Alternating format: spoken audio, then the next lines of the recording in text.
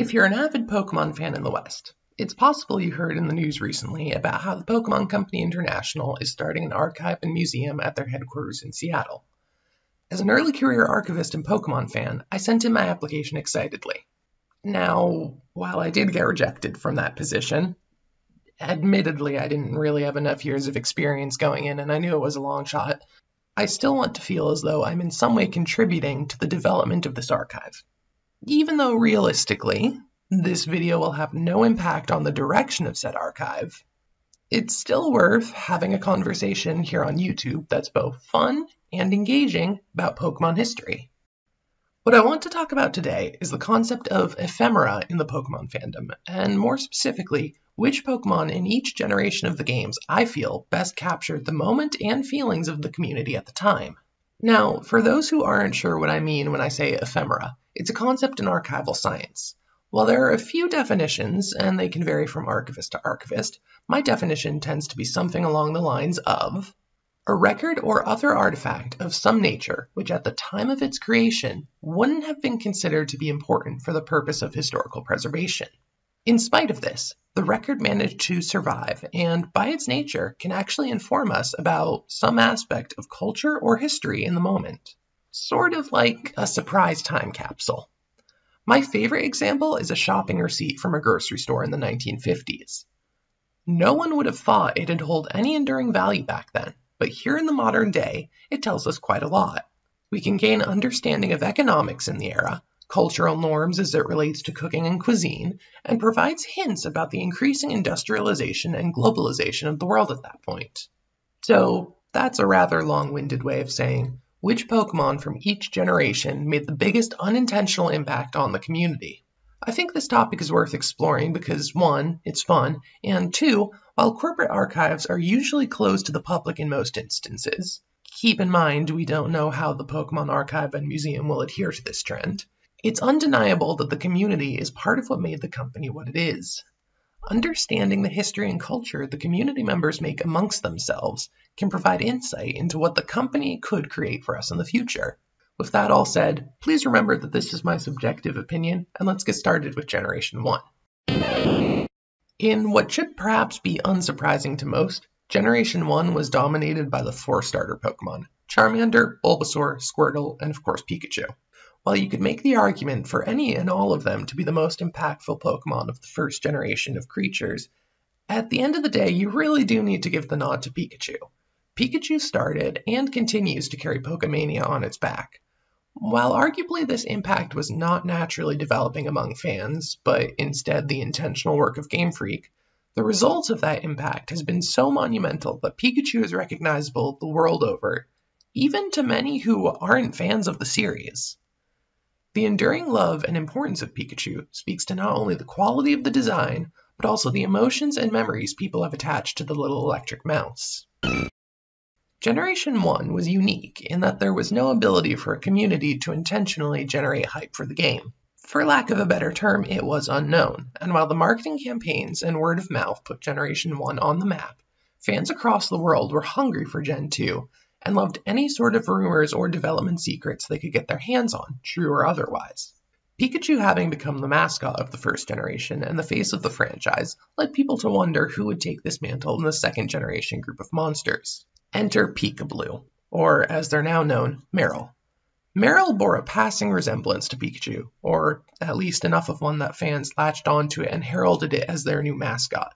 Pikablu would be the new Itmon to have, and the lack of information about Marill in the early days beyond its design only fed into the mystery and hype.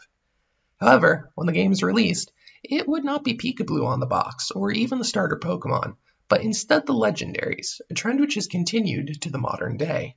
As such, Marill returned in the eyes of many to what it had always been designed as, a Pokemon. A cute and lovable one, sure, but not a Pokemon that was destined for plot impact.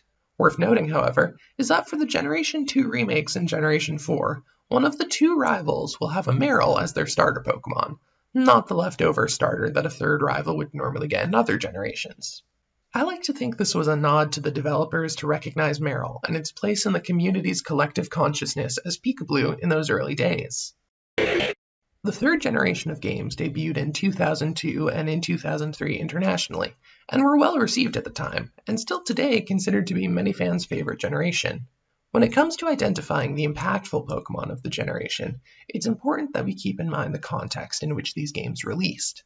While the first two generations predate widespread usage of the internet, as we approach the back half of the 2000s, widespread adoption of the internet, not just as a tool for finding information, but a place in which to form communities, took root. It's in some ways fitting, then, that I would argue that Generation 3 is characterized by a meme. And that meme is the legend himself, Mudkip. While the origins of the "Do you like Mudkip" meme are at times uncertain, with some sources saying it was originated on DeviantArt and others citing 4chan as the birthplace of the meme, what is clear is that Mudkip over the course of several years would outgrow its meme roots and become a widespread meme, and arguably among the earliest image memes to obtain a massive level of virality. Mudkip would continue to grow in interest until its peak in 2014, according to Google Trends. Having staying power as a meme for a decade is nothing to scoff at, and in my mind cements Mudkip as the most influential Pokemon of Gen 3. Generation 4 was, for a very good reason, when the shiny hunting scene in Pokemon really took off. This was thanks in no small part to the introduction of the Masuda method. I won't get into the weeds on how it works here, but the basics to understanding it is, if you're breeding Pokemon with two different national origins, the odds increase that the offspring will be shiny. As for those of you who may not have an understanding of what a shiny Pokemon is, it's very simple. It's identical to the normal Pokemon, just with a different color palette. No different abilities, no increased stats, just a different color. And people love them. And this understanding is what leads us into the most impactful Pokemon of the fourth generation, an impact which is held strong to this day. That Pokemon is none other than Ditto. This little apathetic blob has seen a lot in their day, and their day is far from over. Due to their nature as, and now I'm sitting here typing this and really trying to avoid innuendo, I swear. Due to their nature as a life form of love, Ditto can breed with any Pokemon. This breedability, and side note here, if that word invokes a certain meme for you, that's good, and I want you to follow that instinct, but I can't say it here. This breedability has led to shiny hunters placing an understandably high value on Dittos from national origins outside their own. In a time when the world seems to be growing increasingly polarized, don't send hate, send Ditto. While the concept of a Gen 1er predates Generation 5, I'd argue that Generation 5 is when a counterculture to the Gen 1er really began to emerge. Fans were now entering the series at all different points, rather than just from the start. And some fans seemingly grew weary of how the veterans would critique newer designs while holding up their old favorites on a pedestal. And none were admonished quite so much as Vanillite and Trubbish. Now, to be clear, there's nothing wrong with Vanillite and Trubbish. They're as valid and lovable as any other Pokemon, and that's honestly the point. Everyone will have their favorite, and every Pokemon will be someone's favorite. Sure, you can complain that Gen 5 had Ice Cream, Trash, and Elvis. But of Generation 1, we shouldn't be so quick to forget the Sludge Pile, the Gongoro Girl, and whatever Dugtrio is meant to be. Generation 6 would mark an important shift within the series, the jump from 2D sprites to 3D graphics. This undoubtedly would have a very noticeable impact on how new Pokemon were created. Designs had to become more dynamic, working on both planes, 2D for cards, the anime, and other flat imagery, and 3D for the games themselves. As it happened, the most popular designs tended to be those which favored simplistic yet well-thought-out approaches. With this in mind, I'd argue the most impactful Pokemon of this generation is Greninja. Owing to his popularity being so high, it let him join the roster in the Smash series. I think the reason for this popularity and impact is because he was such a smash hit from an artistic and design point of view. A frog ninja is a concept that is easily conceptualized by many people. Sure, we may all think about it differently in our heads, but at the end of the day, when we see Greninja, most of us will be able to reasonably see him as a frog ninja. Greninja is more than just a Pokemon. He's an affirmation that Game Freak can succeed in designing to both the second and third dimensions. With each generation of Pokemon starting with the third, a new trend began emerging, something fans would collectively refer to as the Pikachu clones. with seemingly each new generation introducing a cute, small, electric rodent Pokemon, striving to capture the same sort of attachment that made us all fall for Pikachu in the first place.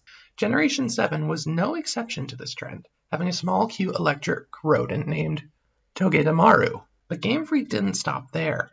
They also added in Mimikyu, who, in my mind, was a wink and a nod to the idea that no matter how hard you try, you cannot recapture the lightning in a bottle that is Pikachu. Except that's exactly what happened with Mimikyu. People have gone crazy for the little guy, and he now commands a very respectable fan base of his own. Was this intentional on the part of Game Freak, or did their in-joke for fans become irony incarnate? In my mind, it's not entirely clear, but it is clear that after the fact, Game Freak has fully embraced Mimikyu and made it one of their beloved Pokemon who often features on merch and in other media. At the time of this video's upload, while we are in the midst of receiving the new trickle of information on Generation 9, we can still consider Generation 8 to be the most recent generation of games and thus the final entry in our list. And while there are many memorable and loving Pokemon from the generation, who you could argue for being the most impactful, I'm of course lying and the obvious answer is Wooloo. Wooloo is in many ways a culmination of various meanings to various parts of the community. For some, it speaks to that sense of cuteness and simplicity that Pikachu first exhibited in Gen 1. To others, Wooloo is a common hunt for shiny collectors. And this is even extended to big online personas hunting for the shiny sheep. RT Game famously beat the game using only shiny Wooloo, which would further help cement Wooloo online, if not as a meme, then at least a common touchstone for fans of a Pokemon most people love. So that's my list on which Pokemon hold the most ephemeral value to the community as a whole. My list is in many ways subjective, which not only do I recognize, I would further posit that subjectivity is simply an inescapable part of the archival process. We cannot be sure what will hold the most value to those in the future, and yet we try nonetheless. We recognize the immense value in learning from our history, albeit we always haven't been the best at this. Without getting too preachy, I think one of the things we as people who both learn from and create history need to recognize is that when we engage more people into our history and add their perspectives to the conversation, our historical record grows stronger and more nuanced. This is a long-winded way of saying, if you feel differently from me, I'd love to hear about it in the comments. Which Pokemon do you believe have meant the most to the community at different points of its history? Additionally, I'd like to thank you for watching, and I hope you have a nice day.